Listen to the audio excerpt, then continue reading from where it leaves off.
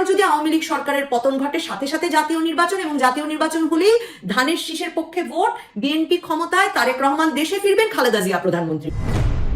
স্বাগত আপনাদের। বিএনপি ঘোষণা দিয়েছে গত সোমবার তাদের স্থায়ী কমিটির এক বৈঠকের পর 7ই জানুয়ারি তাদের নেত্রী বিএনপি চেয়ারপারসন বেগম খালেদা জিয়া লন্ডনে চিকিৎসার জন্য চলে যাবার পর বিএনপি এখন সরাসরি ঘোষণা দিল স্থায়ী কমিটির প্রথম বৈঠক শেষে যে জুলাই আগস্টের মধ্যেই 2025 সালের জুলাই আগস্টের মধ্যেই নির্বাচন চাইছে তারা। আসলে বিএনপির জন্য মাইনাস খালেদা জিয়া অবস্থায় তারা যদি এখনই জাতীয় নির্বাচন ঘোষণার ব্যবস্থা করতে না পারে, জাতীয় নির্বাচনের ট্র্যাকে দেশকে উঠাতে না পারে, যেভাবে বলছেন রেল লাইনের উদাহরণ দিয়ে মির্জা ফখরুল ইসলাম আলমগীর, তাহলে বিএনপির জন্য রাজনীতিতে টিকে থাকা, নির্বাচনে জিতে আসা খুব কঠিন। নির্বাচনে শেষ পর্যন্ত জাতীয় নির্বাচনে বিএনপি সংগঠিত অবস্থায় অংশ নিতে পারবে কিনা সেটাও অনিশ্চিত হয়ে পড়বে যদি 2025 সালের মাঝামাঝি সময়ের মধ্যে খুব শিগগিরই বিএনপি জাতীয় নির্বাচনের ঘোষণা আদায় করে নিতে না পারে তত্ত্বাবধায়ক সরকারের কাছ থেকে। কিন্তু আপনারা জানেন যে প্রধান উপদেষ্টা ডক্টর মোহাম্মদ ইউনূস বলে দিয়েছেন, এই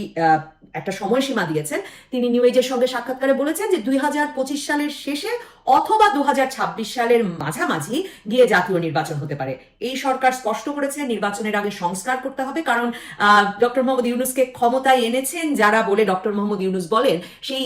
ছাত্র নেতাদের এটা খুব সুস্পষ্ট দাবি যে সংস্কার হতে হবে তার আগে। তাদের সুস্পষ্ট দাবি এখন, এবং সরকার ঘোষণা দিয়েছে তারাও এটা করতে যাচ্ছে, জাতীয় নির্বাচনের আগে স্থানীয় নির্বাচন ঘটে যাচ্ছে। এবং তারা আরো দাবি করেছে যে স্থানীয় নির্বাচনের পাশাপাশি বিশ্ববিদ্যালয়গুলোর ছাত্র সংসদ নির্বাচনও হয়ে যেতে হবে। বিএনপি খুব স্পষ্টতই বলছে যে এই স্থানীয় নির্বাচন করা এখন তাদের কাছে মনে হচ্ছে এক রকমের সময় নষ্ট, কারণ মির্জা ফখরুল ইসলাম আলমগীর বলছেন যে আমরা বারবার বলছি নির্বাচিত সরকারের কোনো বিকল্প নেই, এটা গণতন্ত্রের জন্য সবচেয়ে গুরুত্বপূর্ণ বিষয়। আমরা মনে করি এবছরের মাঝামাঝি অর্থাৎ জুলাই আগস্টের মধ্যেই নির্বাচন সম্ভব, এবং দেশের বৃহত্তর স্বার্থে এই বছরের মাঝামাঝির মধ্যে নির্বাচন চাইছেন তারা। স্থায়ী কমিটির যে বৈঠক থেকে, সে বৈঠকে দলের ভারপ্রাপ্ত চেয়ারম্যান তারেক রহমান সভাপতিত্ব করেছেন লন্ডন থেকে অনলাইনে যুক্ত হয়ে। তো মির্জা ফখরুল ইসলাম আলমগীর বলছেন যে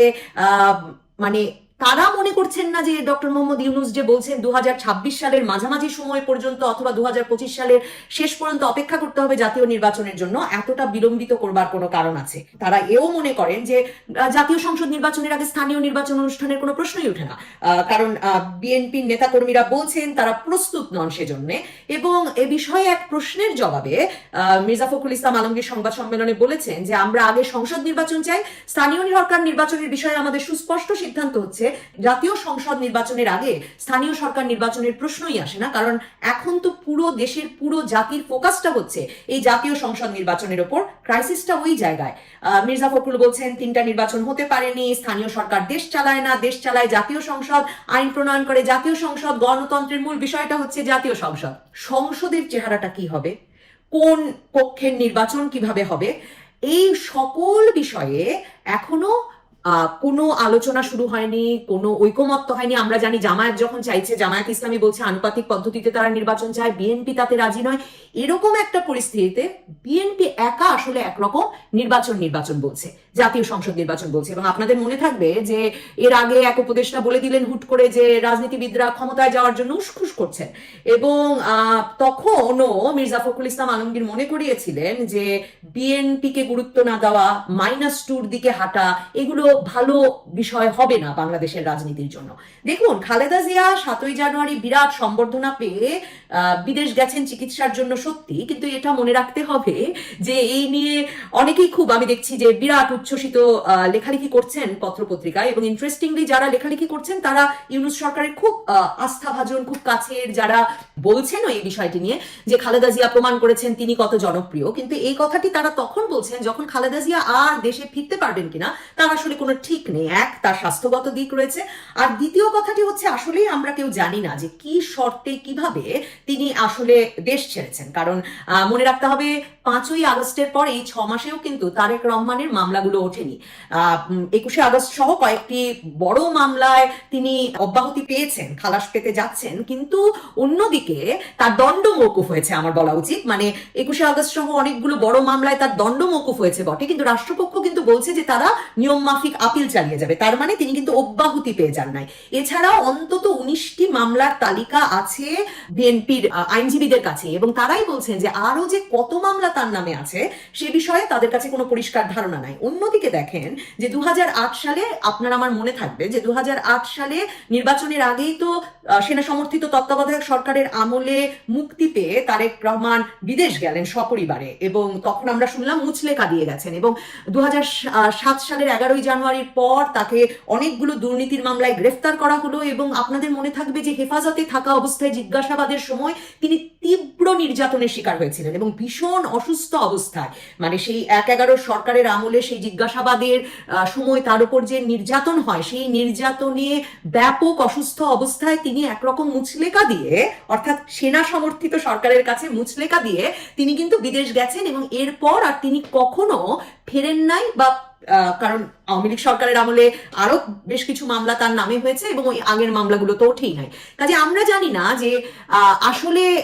সে সময়কার সেনাবাহিনীর কাছে তিনি কি মুচলেকা দিয়ে 2008 সালে তিনি বিদেশে গিয়েছিলেন। এবার দেখুন, এমন একটা সময় খালেদা জিয়া বিদেশ গেলেন যখন আসলে আমরা তো একে তো জানি যে সর্বশেষ খালেদা জিয়া যে 2-1 দিনের মধ্যে বিদেশ চলে যাবেন, এই সিদ্ধান্তটা নেওয়ার আগে আগে সেনাপ্রধান তার সঙ্গে গিয়ে দেখা করলেন। মনে রাখতে হবে এমন একটা সময়ে খালেদা জিয়া বিদেশ গেলেন যখন 5ই আগস্টে শেখ হাসিনার পতনের পর সেনাপ্রধান যখন প্রথম জনসমক্ষে এসে, আমরা সবাই টিভির দিকে হা করে তাকিয়ে আছি সেনাপ্রধান কি বলবেন, এবং আমরা ভাবছি সেনাপ্রধানের পাশে মির্জা ফখরুল ইসলাম আলমগীর দাঁড়ানো থাকবেন, বিএনপির শীর্ষ নেতৃবৃন্দ দাঁড়ানো থাকবেন। আমরা শুনলাম সেনাপ্রধান বলছেন যে তিনি বাংলাদেশের শীর্ষস্থানীয় রাজনীতিবিদ জামায়াত ইসলামী, নামটা তিনি উল্লেখ করলেন, শীর্ষস্থানীয় রাজনৈতিক দল জামায়াত ইসলামী সহ বিভিন্ন রাজনৈতিক দল এবং শীর্ষস্থানীয় বুদ্ধিজীবী ডক্টর আসিফ নজরুলের কথা বললেন, তাদের সঙ্গে সহ ছাত্রদের সঙ্গে তিনি বসতে যাচ্ছেন বা তিনি বসেছেন, বসে একটা সরকারের গঠন করেছেন। তার মানে তখন থেকেই আসলে বিএনপিকে একরকম এক ঘরে করা, মানে একটা বিএনপি আসলে 5ই আগস্ট ঘটিয়েছে সেই স্বীকৃতিটা কিন্তু বিএনপি নিজে বলছে যে তারা ক্রমাগতভাবে এই মানে হাসিনা সরকারের পতনের জন্য মাঠে ছিল, আন্দোলনে ছিল, কিন্তু 5ই আগস্টের পর আমরা যত শক্তিতে, যত জনশক্তি নিয়ে, যত জনপ্রিয়তা নিয়ে, যতটা জোরের সঙ্গে এবং সেনাপ্রধান সহ রাষ্ট্র ক্ষমতায় একটা আছে, বক্তব্য আছে, রাষ্ট্র ক্ষমতার কাছাকাছি যেতে পারছে, রাষ্ট্র ক্ষমতাকে কিছু করতে বাধ্য করতে পারছে, এ পরিস্থিতিতে আমরা বৈষম্য বিরোধী ছাত্র আন্দোলনকে তো অবশ্যই দেখছি, কারণ তারাই সরকার গঠন করেছেন বলে বলছেন প্রধান উপদেষ্টা সহ উপদেষ্টারা। অন্যদিকে জামায়াত ইসলামীকেও দেখছি, কিন্তু আমরা আসলে বিএনপিকে কখনো চালকের আসনে দেখছি না, বরং বিএনপিকে আমরা অস্থির দেখছি যে বিএনপি কিভাবে প্রথমে তো খালেদা জিয়ার মামলাগুলো থেকে খালেদা জিয়াকে মুক্ত করা যায়, তারপর অস্থির হতে হয়েছে তাদেরকে। খুব স্বাভাবিকভাবে তারা তাদের সমর্থকদের ঘোষণা দিয়ে দিয়েছেন যে তারেক রহমান এখন ফিরবেন বীরের বেশে, কিন্তু তারেক রহমান ফিরতে পারেন নাই, তার মামলাগুলো উঠছে না। তার মানে বিএনপি তাদের যে আলাপ আলোচনা, দেন দরবার বলি, সরকারের সঙ্গে তাদের যে আলোচনা বলি, সেখানে তারা কখনো চালকের আসনে, সিদ্ধান্ত গ্রহণকারীর আসনে, বড় ধরনের চাপ সৃষ্টিকারী একটি বড় রাজনৈতিক দলের আসনে তারা এই 5ই আগস্টের পর থেকে কখনো যেতে পারেনি। বরং উল্টো আমরা দেখছি যে বিএনপির নেতাকর্মীরা চাঁদাবাজি করছে, বিএনপির নেতাকর্মীরা বাজারের সিন্ডিকেট বদলে গেছে, আওয়ামী লীগের হাত থেকে এখন সব বিএনপির হাতে চলে গেছে, এই ধরনের ন্যারেটিভ গুলো ভীষণ জনপ্রিয়তা পেয়েছে। অন্যদিকে মনে রাখতে হবে যে একটা বড় অংশ খালেদা জিয়াকে, যে তরুণদের একটা বড় অংশ, মানে এখন যারা ভোটার, এখন তো ডক্টর মোহাম্মদ ইউনূস বলছেন 17 বছর রেডদেরকেও তিনি ভোটার করবেন, এই একটা বড় অংশের ভোটারের সঙ্গে আসলে বেগম খালেদা জিয়া রাজনৈতিক নেতা হিসেবে তার কোনো সম্পর্ক গড়ে উঠতে পারেনি। বিএনপির রাজনীতিটা ঠিক কি সেটা বোঝার মতো কোনো অবস্থা তৈরি হতে পারেনি, কারণ বিএনপি গত 2007-এ যখন ক্ষমতা ছাড়তে হলো তারপর থেকে কখনোই তাদের কাউন্সিল গুলো অনুষ্ঠিত হয়নি, তাদের জেলা কমিটি গুলো অনুষ্ঠিত হয়নি, তাদের উপজেলা কমিটি, থানা কমিটি, মানে তৃণমূলে বিএনপি সংগঠিতভাবে দলটিকে দাঁড়া করাতে পারেনি। যে কারণে এখন জামায়াত ইসলামী বলছে তারা স্থানীয় নির্বাচনে প্রস্তুত, এমনকি বৈষম্য বিরোধী ছাত্র আন্দোলনের সমন্বয়করা বলছে তারা প্রস্তুত, কিন্তু বিএনপি কিন্তু প্রস্তুত নয়। অন্যদিকে দেখুন যে বিএনপি সবসময় একটা জিনিস ভেবে এসেছে যে তত্ত্বাবধায়ক সরকারের দাবিতে নির্বাচন, তত্ত্বাবধায়ক সরকারের দাবিতে আন্দোলনে থাকতে হবে, এবং একবার যদি আওয়ামী লীগ সরকারের পতন ঘটে সাথে সাথে জাতীয় নির্বাচন, এবং জাতীয় নির্বাচন হলেই ধানের শীষের পক্ষে ভোট, এবং তাহলেই আসলে বিএনপি ক্ষমতায়, তারেক রহমান দেশে ফিরবেন, খালেদা জিয়া প্রধানমন্ত্রী। মানে এই ব্যাপারটা, মানে আওয়ামী লীগ না থাকলেই বিএনপি আছে, এই ব্যাপারটা বিএনপি এমন ভাবে ভেবেছে যে তাদের সবসময় দল গোছানো, দল সংগঠিত করার চেয়ে লক্ষ্য অনেক বেশি সবসময় ছিল সরকার পতন, এবং সরকার পতন হলেই তারা ক্ষমতায় চলে যাবে।